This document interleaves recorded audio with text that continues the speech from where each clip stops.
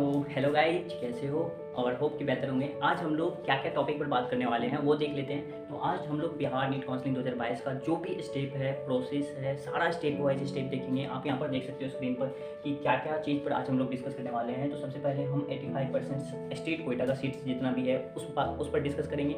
उसके बाद वेबसाइट कहाँ कहाँ आपका प्रोसेस होगा, कहाँ कहाँ काउंसलिंग स्टार्ट होता है, किस पर जाकर आपको सब सारा प्रोसेस करना है वो देख लेंगे, वेबसाइट कहाँ कहाँ है। उसके बाद बिहार में टोटल गवर्नमेंट सीट कितने हैं, किस कॉलेज में कितना सीट है, किस कैटेगरी में कितना सीट है, उस पर बात करने वाले हैं। टोटल सीट्स की बात कर लेंगे। उसके बाद बात करेंगे कि बिहार में रिजर्वेशन पॉलिसी क्या, गर्ल्स का जो RCG 33% रिजर्वेशन है वो लागू होता है या नहीं। उसके बाद बात करेंगे डॉक्यूमेंट्स के बारे में कि क्या क्या आपका डॉक्यूमेंट्स लगने वाला है काउंसलिंग में। उसके बाद बात करेंगे राउंड्स कितने होते हैं, कौन कौन से राउंड्स होते हैं, कितने राउंड्स तक आपको सीट अलॉट होता है, कितने राउंड्स तक आप जा सकते हैं, वो सब प्रोसेस को देखेंगे राउंड्स में। उसके बाद सीट अलॉटमेंट का प्रोसेस कैसे है वो लास्ट में देख लेंगे। सीट कैसे आपको अलॉट हो जाएगा जल्दी से जल्दी, और कैसे आप लोगों को कॉलेज में पहुंच जाए, काउंसलिंग करा के आराम से इजीली कॉलेज में पहुंच जाए। तो आज ये सब टॉपिक में बात करने वाले हैं। तो सबसे पहले आपको 85% स्टेट कोटा का सीट बता देते हैं। ठीक है, देखो अगर किसी कॉलेज में 120 सीट्स है, ठीक है, कितना सीट्स है? 120 सीट्स। तो इसमें क्या होता है, 85% सीट्स स्टेट कोटा में चला जाता है, ठीक है, और 15% सीट ये ऑल इंडिया कोटा में चला जाता है। तो हम लोग को स्टेट कोटा में ज़्यादा चांसेस रहती है in comparison to all India quota. All India quota में आपका मान लो कहता है 120 सीट है, तो कितना 85% सीट कितना होगा, लगभग अप्रॉक्सिमेटली 102 सीट होगा या 103 सीट होगा। ऑल इंडिया कोटा में कितना सीट्स होगा, 18 सीट्स होगा। ठीक है, तो चांसेस आपकी कहाँ है ज़्यादा चांसेस स्टेट कोटा में है। ऑल इंडिया कोटा में तो 15 सीट ही जा रहा है। अगर इस तरीके से मान लो कहता है किसी भी स्टेट में 10 कॉलेज हैं, तो टोटल कितने सीट हो जाएंगे एक स्टेट में, 180 सीट्स। और इन कंपेरिजन में बात करेंगे तो 85 सीट्स एक कॉलेज में हो रहा है, 102 सीट्स। तो टोटल अगर 10 सीट्स है तो 1020 सीट्स हो जाएगा टोटल। तो 10 कॉलेज है, एक कॉलेज में 102 सीट हो रहा है, और 10 कॉलेज है तो 1020 सीट्स हो जाए। तो इन कंपैरिजन टू बात करेंगे ऑल इंडिया कोटा और स्टेट कोटा, तो स्टेट कोटा का जो कट ऑफ है वो डाउन जाता है in comparison to all India quota. ठीक है, तो आज हम लोग स्टेट कोटा का ही बात कर रहे हैं। चलो नेक्स्ट देखते हैं। तो नेक्स्ट में क्या है हम लोगों का, तो नेक्स्ट में है हम लोगों का वेबसाइट पर बात करेंगे। तो हम लोगों का जो वेबसाइट है ये किस पर है, तो आपको गूगल पे जाना है, उसमें सर्च क्या करना है, BCECE। ठीक है, इसमें सर्च करोगे BCECE। वहाँ पर आप जाने के बाद कॉलम साइड में इस तरीके का कॉलम होगा, वहाँ पे चले जाना नोटिस बोर्ड में। ठीक है, इस नोटिस बोर्ड में जाओगे तो वहाँ पर आपके सारे UG MSc PG MSc इस तरीके से लिस्ट होंगे, तो आप UG MSc में चले जाना। ठीक है, तो वहाँ पर अभी क्या होगा, 2021 वाला ही सारा कुछ अपलोडेड है।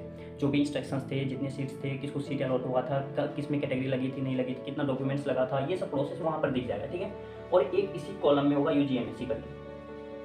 तो इस पर जब आप क्लिक करोगे UG MSc पर, तो आपको 2022 का नोटिस मिलेगा इसमें।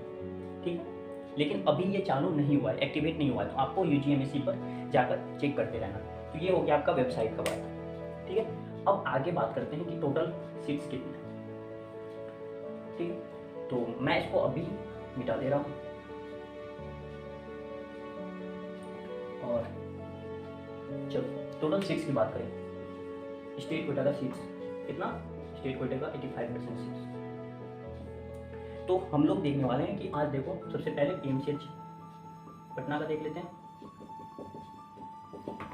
PMCH पटना में कितना सीट्स है टोटल, तो 165 सीट्स प्लस 8 सीट्स। तो ये क्या है, 165 सीट्स जो है 85% का ही है, जिसमें जनरल, EBC BC SC और ST। और 8 सीट्स क्या है, तो 8 सीट्स आपका ये डिसेबल्ड कोटा है। ठीक है, तो टोटल सीट्स PMCH में इतना है। उसके बाद बात करेंगे तो NMCH की बात कर लेते हैं। NMCH पटना में कितना सीट्स हैं, तो NMCH पटना में आपका है 124 सीट्स, और आपका डिसेबल्ड कोटा में कितना सीट्स है, PW जिसको बोलते हैं 6 सीट्स। उसके बाद IGMS की बात कर लेते हैं। IGMS पटना में ही है। IGMS में सीट्स आपका हो जाता है 102 सीट्स, और इसमें कितना सीट्स है, इसमें 5 सीट्स। तो ये हो गया IGMS का। उसके बाद अगर भागलपुर की बात कर लेते हैं, भागलपुर कॉलेज की बात कर लेते हैं, जवाहरलाल नेहरू मेडिकल कॉलेज भागलपुर। तो इसमें आपकी टोटल सीट्स हैं 98 सीट्स, और डिसेबल्ड कोटा में कितना सीट्स हैं, तो डिसेबल्ड कोटा में सीट्स हैं 5 सीट्स। उसके बाद बात कर लेते हैं दरभंगा का। तो दरभंगा में कितना सीट्स हैं, तो वहाँ पर भी 97 सीट्स हैं। और इसमें कितना सीट्स है, 5 सीट्स हैं। ये हो गया दरभंगा का। उसके बाद बात कर लेते हैं गया का। तो गया में कितना सीट्स है, गया में भी ये 98 सीट्स है और 5 सीट्स हैं। मुजफ्फरपुर का बात कर लेते हैं। तो मुजफ्फरपुर में कितना सीट्स है, वहाँ भी 98 सीट्स है और डिसेबल कोटा में कितना सीट्स है, 5 सीट्स हैं। ये हो गया। उसके बाद बात कर लेते हैं बेतिया में कितना सीट्स है, बेतिया में बात कर लेते हैं। तो बेतिया में ये 102 सीट्स हैं और डिसेबल कोटा में कितना सीट्स हैं, तो डिसेबल में 5 सीट्स हैं। मधेपुरा का बात कर लेते हैं, मधेपुरा का। तो वहाँ पर ये सीट्स हो जाता है 85 + 4, ठीक है। उसके बाद बेटा, एसिक बेटा, एसिक बेटा का बात कर लेते हैं। एसिक में ये सीट्स है आपका 50 और इसमें डिसेबल कोटा में 3 सीट्स। तो ये टोटल सीट्स हो जाता है आपका, टोटल MBBS गवर्नमेंट सीट्स कितना हो जाता है, तो टोटल हो जाता है 1121 सीट्स और डिसेबल कोटा में कितना सीट्स है, 56 सीट्स। तो आप दोनों को ऐड कर लो, टोटल कितना हो जाएगा, 6 7 5 2 7 और 1 1, तो ये हो जाता है आपका 1177 सीट्स। तो ठीक है, तो ये देखो आप लोग इस तरीके से टोटल सीट मैट्रिक्स है आपका, जो कि बिहार का नीट काउंसलिंग में इस तरीके से कॉलेज सीट डिस्ट्रीब्यूटेड है, ठीक है। तो एसिक बीटा है, पहला है PMCH, दूसरा है NMCH, तीसरा है GMS भागलपुर, फिर दरभंगा, गया, मुजफ्फरपुर, बेतिया, मधेपुरा और एसिक। तो ये आपका सीट चार्ट हो गया, ठीक है। उसके बाद बात कर लेते हैं कि रिजर्वेशन पॉलिसी किस तरीके से है।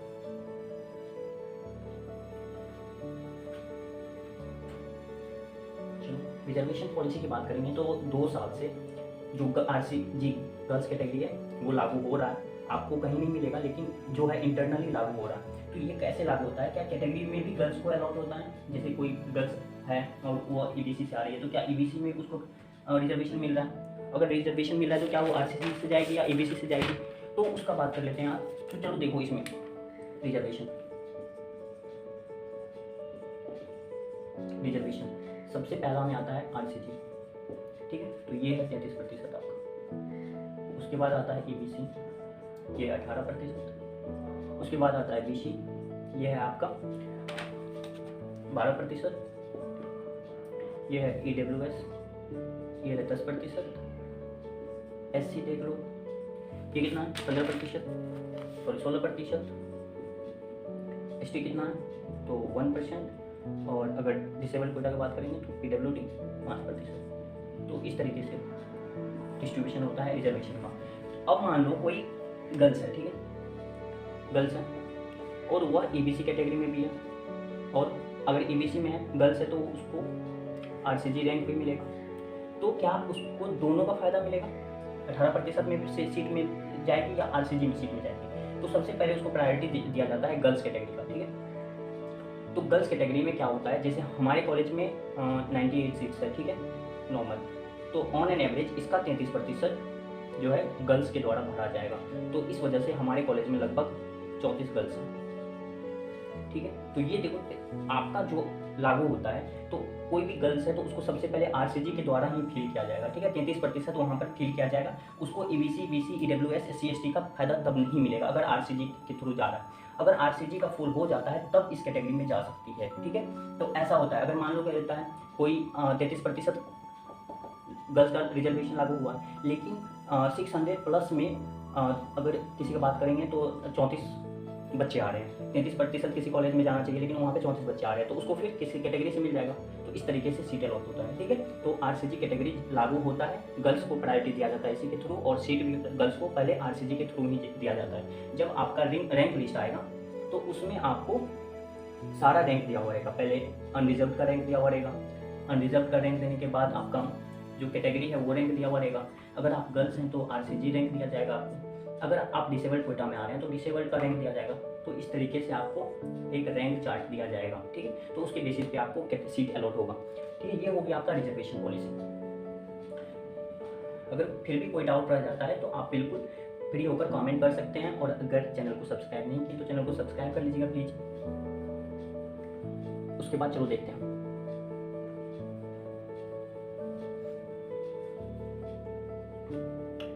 और रिजर्वेशन हो गया, उसके बाद चलो डॉक्यूमेंट्स देख लेते हैं। तो ये देखो, ये जो चार्ट आपको दिख रहा है, यहाँ पे आपको लिस्ट सारा दिखेगा। इसमें दिख रहा है क्या, पूरा दिख रहा है, आप स्क्रीनशॉट ले लो। ये जो है हम लोगों का जो डॉक्यूमेंट लगा था, ये सारा लिस्ट है इसमें। और मैं आपको बता दूं, इसमें आप स्क्रीनशॉट ले लो उसका। अगर आपको PDF चाहिए तो PDF भी मैं अपलोड कर दूँगा, ठीक है। ये वाला ले लियो।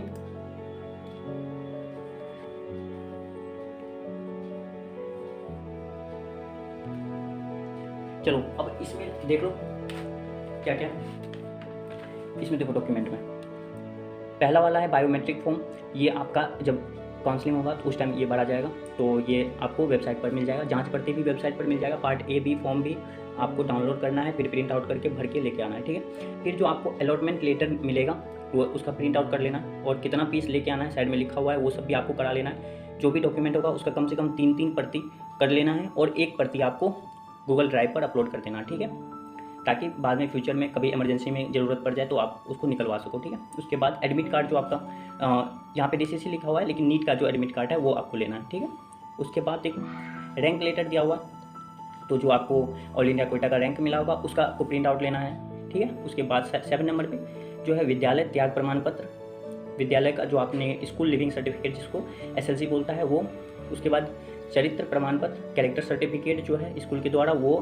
फिर 10th का मैट्रिक, जो 10th मैट्रिक आपने किया था उसका पत्र अंक, पत्र एवं मूल अप्रवाधनी प्रमाण पत्र। तो ये क्या होगा, 10th का जो भी मार्कशीट है, कैरेक्टर सर्टिफिकेट है, SLC है, वो सारा सर्टिफिकेट एक मिलता है वो सारा, ठीक है।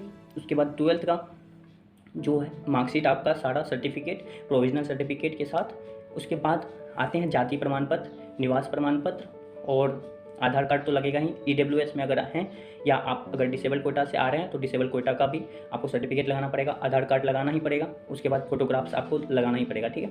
1-1 प्रति में लाना है, और उसके बाद 2-2 पीस कम से कम लेके जाना है, ठीक है। उसके बाद देखो यहाँ पे अगर जाति बना रहे हो तो ये जाति, निवास और आय, बहुत जगह आय भी लगता है, तो तीनों बनाना है। देखो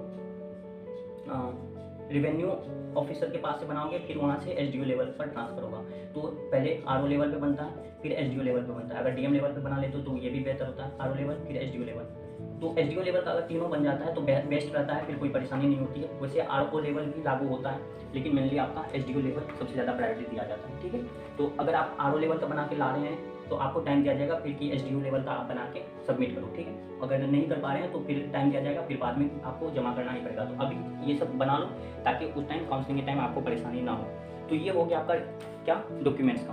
उसके बाद बात करें तो उसके बाद बात कर लेते हैं हम लोग क्या, तो अब चलते हैं राउंड्स पर। राउंड्स में क्या कि कैसे कैसे सीट अलॉट होता है, उसका हम चार्ट के अनुसार से समझाएंगे आपको कि कैसे कैसे सीट अलॉट होता है, कैसे आपको सीट अलॉट होगा, और कैसे आपको काउंसलिंग में आगे अपग्रेडेशन होगा, कैसे सीट आगे बढ़ता है, अपग्रेड होता है, कब आपको अपग्रेड नहीं होगा, कब किस राउंड तक आप जा सकते हैं, ठीक है। तो चलो उसको देखते हैं। तो अब देखो इधर लिख लेता हूँ मैं राउंड 1, क्या लिख लेता हूँ राउंड 1। अब एक बात आपको ध्यान रखना क्या कि सिंगल टाइम ही आपको रजिस्ट्रेशन होगा, सिंगल टाइम ही आपका चॉइस फिलिंग होगा, ठीक है। तो ये बहुत ज़्यादा इंपॉर्टेंट थिंग्स होता है बिहार नीट काउंसलिंग में। आपका एक ही बार रजिस्ट्रेशन होता है, दोबारा आपको मौका नहीं मिलता है। तो वो कब रजिस्ट्रेशन होता है, तो राउंड फर्स्ट स्टार्ट होने से पहले स्टार्ट होता है, राउंड फर्स्ट से पहले स्टार्ट हो जाएगा। रजिस्ट्रेशन करना पड़ेगा, चॉइस फिलिंग करना पड़ेगा, चॉइस लॉकिंग सबका सिस्टम होता है, उस पर एक अलग वीडियो बनाऊंगा, ठीक है। तो राउंड फर्स्ट से ये बात आपको माइंड में बैठा लेना कि एक ही बार रजिस्ट्रेशन, सेकेंड राउंड में कोई रजिस्ट्रेशन नहीं होता है, मोपअप राउंड में कोई रजिस्ट्रेशन नहीं होता है। एक ही बार आपको चॉइस फिल करके उसको लॉक करना है और वही अपग्रेड होते रहेगा, ठीक है। तो उसमें फिर आपको छेड़खानी नहीं मिलेगा स्टेट कोटा के थ्रू। आप ऑल इंडिया कोटा में कर सकते हैं, लेकिन स्टेट कोटा में वो ऑप्शन नहीं है। तो राउंड फर्स्ट का बात कर लेते हैं। अगर आपको मान लो क्या सीट मिला कि नहीं मिला, अगर मुझे मिला यस, एक ऑप्शन होता है नो, ठीक है। राउंड फर्स्ट में आपको कॉलेज अलॉट हुआ, तो अब क्या करना है, सीट अलॉट हुआ, अलॉटेड, हाँ या ना। सीट अलॉट हो गया तो हाँ। चलो अब हाँ में देखते हैं कि क्या होता है। अगर आपको मिला है तो आपको रिपोर्ट करना पड़ेगा, कॉलेज में आपको रिपोर्ट करना पड़ेगा। आप रिपोर्ट कर दिए कॉलेज में। अगर आप रिपोर्ट करके फाइनल एडमिशन लेना चाहते हैं तो आप रिपोर्ट करके फाइनल एडमिशन ले सकते हैं, ठीक है। आपको वो कॉलेज जो अलॉट हुआ है फर्स्ट राउंड में वो आपका पसंद नहीं है तो आपको अपग्रेडेशन में डालना है। किसमें डालना है, अपग्रेडेशन में, जो ताकि इससे ऊपर वाला कॉलेज आपको अपग्रेड हो जाए, ठीक है। ये वाला हो गया। तो अपग्रेडेशन क्या होता है, जब आप सीट अलॉटमेंट लेटर डाउनलोड करते हो, जो आपको सीट अलॉट हुआ और जो आप डाउनलोड करते हो, उसी टाइम अपग्रेडेशन में येस और नो करना पड़ता है, येस और नो करना पड़ता है। तो उस टाइम आपको यस, अगर आप अपग्रेडेशन चाहते हैं तो यस करना है, अगर आप अपग्रेडेशन नहीं चाहते हैं तो आपको नो करना है। ये वाला स्टेप हो गया अपग्रेडेशन का। आपने अगर फाइनल लेना चाहते हैं तो ले सकते हैं, आप अपग्रेडेशन में डाल देते हैं क्या सेकंड। अब यहाँ पे आ जाता है, यहाँ इसको रहने देते हैं नॉट, तो ये क्या होगा, राउंड 2 में एंट्री कर जाएगा। इसमें राउंड 2 में एंट्री कर जाएगा, ये सारा प्रोसेस हो जाएगा फर्स्ट राउंड में, राउंड 2 में आ जाएगा। तो राउंड 2 में होता है यस, फिर आता है नो। तो यहाँ पे मान लो अपग्रेडेशन किसमें जाएगा, तो अपग्रेडेशन वाला बच्चा राउंड 2 में चला जाएगा। यहाँ पे सीट वैकेंट होगा। अब देखो यहाँ पे जिन्होंने अपग्रेडेशन के लिए चूज किया था उसको राउंड 2 में अलॉट हुआ, राउंड 2 में अलॉट हुआ।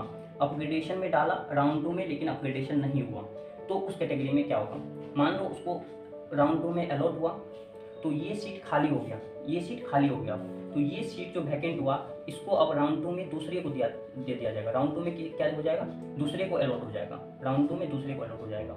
ठीक है, ये सीट जैसे हुआ। अगर उसको मान लो क्या रहता है राउंड 2 में अपग्रेडेशन वाले को नहीं मिला, तो उस कैटेगरी में उस टाइम क्या होगा, ये अपग्रेडेशन वाले को जो कॉलेज ये अलॉट हुआ है वही कॉलेज अलॉट हो जाएगा, लेकिन उसको फिर से जाके रिपोर्ट करना ही पड़ेगा। ठीक है, तो ये फंडा है। फिर से समझो यहाँ पे क्या हुआ, अपग्रेडेशन में डाला, अभी अपग्रेड फर्स्ट राउंड का वाले को हम बात करता हूँ। अपग्रेडेशन में डाला, वो उसको कॉलेज अलॉट हुआ, तो वहाँ पे जाके उसको फाइनल एडमिशन लेना पड़ेगा। यस हुआ, उसको जाकर वहाँ पर फाइनल एडमिशन लेना ही पड़ेगा, फाइनल एडमिशन लेना ही पड़ेगा उसको।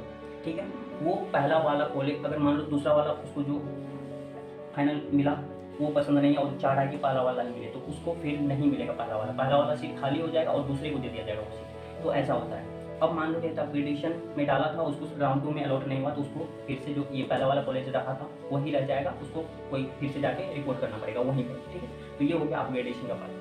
अगर राउंड 2 में मान लो नया वाला का क्या होता है, अब उसको कॉलेज मिला यस, तो उसको जाके वहाँ पे रिपोर्ट करना पड़ेगा और फाइनल एडमिशन करना पड़ेगा, रिपोर्ट करना पड़ेगा और उसको फाइनल एडमिशन लेना पड़ेगा। ठीक है, तो ये हो गया यस वाले का। अब नो वाले का क्या होगा, नो वाले का उसको मॉकअप में भेज दिया जाएगा। ठीक है, तो मॉकअप में भेज दिया जाएगा और ये बिहार में मैक्सिमम जो है ऑफलाइन मोड में होता है। ठीक है, पटना ऑफलाइन में होता है, वहाँ पर जाके आपको सीट अलॉट होगा।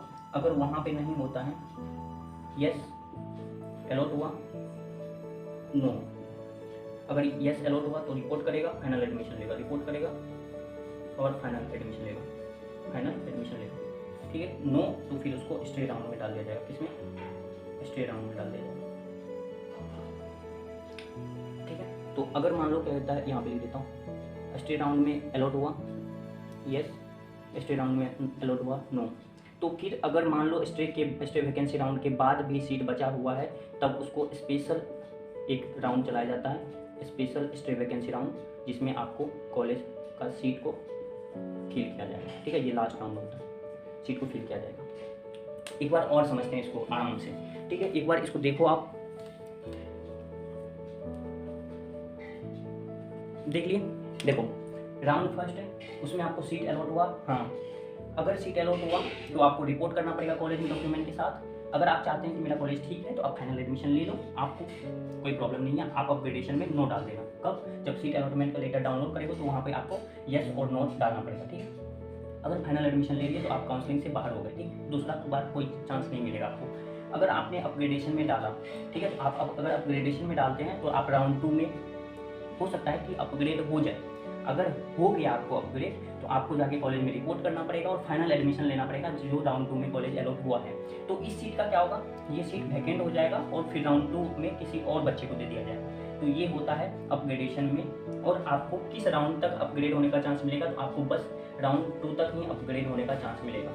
ठीक है, और ये बात बहुत मायने बैठा रखना, आप मॉकअप में नहीं जा पाओगे। फिर राउंड 2 में मान लो कॉलेज अलॉट हुआ, कॉलेज आपको अलॉट हुआ, अब अपग्रेडेशन वाले थे, कॉलेज अलॉट हुआ, आपने सोचा कि नहीं जाएंगे यहाँ पे और हम चाहते हैं कि पहला वाला ही रह जाए, फिर नहीं, आप काउंसलिंग से बाहर हो जाएंगे। ठीक है, अगर आप मान लो आपको फर्स्ट राउंड में अलॉट हुआ और आपने रिपोर्ट ही नहीं की, तो फिर आप काउंसलिंग से आउट हो जाएंगे, काउंसलिंग से बाहर हो जाएंगे, फिर आपको फर्दर काउंसलिंग में पार्टिसिपेट करने का मौका नहीं मिलेगा स्टेट कोटा में। वो ऑल इंडिया कोटा में होता है कि आप रिपोर्ट करो फर्स्ट राउंड में, नहीं करो, लेकिन वैसा नहीं यहाँ पे। फिर अगर मान लो राउंड 2 में आपको अलॉट हुआ तो आपको रिपोर्ट करना पड़ेगा और फाइनल एडमिशन लेना पड़ेगा। अगर आप यहाँ पे रिपोर्ट कर रहे हैं और चाह रहे हैं अपग्रेडेशन, तो अपग्रेडेशन नहीं होगा, ये लास्ट कॉलेज हो जाएगा आपका और आपको फाइनल एडमिशन लेना ही पड़ेगा। ठीक है, अगर कॉलेज अलॉट नहीं हुआ तो आपको जाना पड़ेगा मोपअप में। मोपअप में जाने के बाद आपको कॉलेज अलॉट होगा, वहाँ पे रिपोर्ट करना पड़ेगा, फाइनल एडमिशन लेना पड़ेगा। अगर आपको नहीं हुआ तो आपको भेज दिया जाएगा स्ट्रेट वैकेंसी राउंड में। स्ट्रेट वैकेंसी राउंड में यस तो फाइनल एडमिशन जाके ले लो, फाइनल एडमिशन कर लो। अगर नहीं मिला है तो फिर उसको सीट बाकी है तो उसको स्पेशल स्टेट वैकेंसी राउंड चला जाएगा और फिर उसको सीट को फुल किया जाएगा। तो ये सारा प्रोसेस है जो आपको ब्रेन में बैठा के रखना है। अगर आप काउंसलिंग खुद से कर रहे हैं तो आपके लिए ये सब चीज़ें जानना बहुत ज़्यादा ज़रूरी है। अगर आपको ये सब बातें पता नहीं रहेगा तो फिर आप कहीं ना कहीं गलती करोगे और आपको कहीं भी प्रॉब्लम होगा। खुद से ही मैंने भी काउंसलिंग किया था, खुद से आप भी काउंसलिंग कर सकते हो। काउंसलर को पैसे देने से ज़्यादा फायदा यहाँ रहेगा कि आप खुद से ही करो। जहाँ पर भी डाउट होगा, जहाँ पर भी आपको प्रॉब्लम होगी, वहाँ पर आप मुझसे कॉन्टैक्ट कर सकते हो, टच में रह सकते हो। कुछ भी प्रॉब्लम होगा मैं आपके साथ हमेशा रहूँगा। ठीक है, तो ये सारा राउंड हो गया, सीट अलॉटमेंट का प्रोसेस हो गया, आपको सीट अलॉट हो गया, कॉलेज में रिपोर्ट करो, फाइनल एडमिशन लो, फिर कॉलेज का एंजॉय लो। ठीक है, चैनल को सब्सक्राइब कर लेना और अच्छा लगा होगा तो दोस्तों को जो भी नीट काउंसलिंग में पार्टिसिपेट कर रहा है उसको आप शेयर कर सकते हो। ठीक है, थैंक यू सो मच।